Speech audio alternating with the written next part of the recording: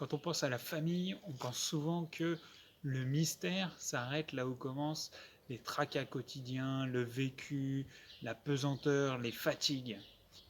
Faux! La famille contient un mystère qui la dépasse, quelque chose à vivre dès ici-bas et qui nous raccorde à l'au-delà. C'est un petit bout de paradis qu'on peut vivre ici-bas sur Terre, chez nous.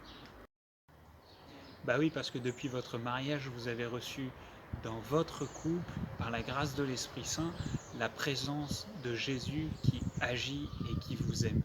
Et partout où le Christ est présent, l'Église est là. C'est pour ça qu'on appelle chaque foyer chrétien une Église domestique.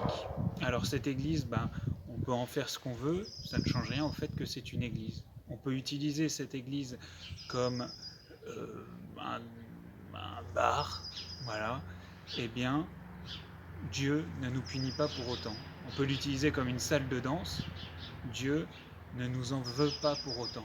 En revanche, ce n'est peut-être pas là que nous accomplirons la vocation pour laquelle nous sommes faits, celle qui va nous rendre heureux. L'Église, quand on lit la Bible, on voit que c'est un lieu où se vit la communion entre les personnes qui la constituent. Mais c'est aussi, et peut-être surtout en ce qui nous concerne aujourd'hui, le lieu de la prière. La prière qui prend deux aspects, celui de se mettre à l'écoute de la parole de Dieu, Dieu qui nous parle, Dieu qui nous aime, Dieu qui nous rejoint, et aussi de savoir répondre à cette parole en se lançant dans la prière, dans une prière qui est vécue en couple d'abord, mais aussi en famille, par toute une liturgie qui va se déployer, qui va s'enraciner dans la vie quotidienne de la famille.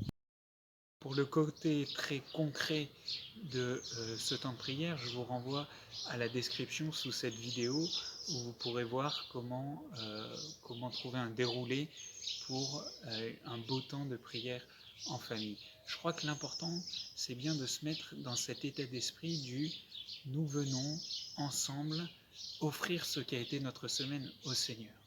Ensemble, Seigneur, nous venons nous mettre à ton écoute, nous voulons nous laisser convertir par ta parole et nous voulons nous rapprocher de toi, toi qui es la source de notre communion. La liturgie est toujours célébrée pour la gloire de Dieu et le salut du monde. Donc cette liturgie que vous allez vivre demain, elle n'est pas centrée sur votre famille. Ce temps de confinement, il peut soit être un temps passé en famille, mais une famille qui est centrée sur elle-même, ou bien elle peut être vécue aussi comme un temps de redécouverte de sa vocation, bien sûr, mais aussi et surtout un temps de mission, un temps dans lequel notre charité se fait inventive, créative, et nous permet d'apporter quelque chose aux autres, de leur apporter de la joie, de leur apporter l'amour que nous avons reçu de la part du Seigneur. Alors vivons cela à plein, vivons cela en communion les uns avec les autres, et le Seigneur nous bénira. Amen.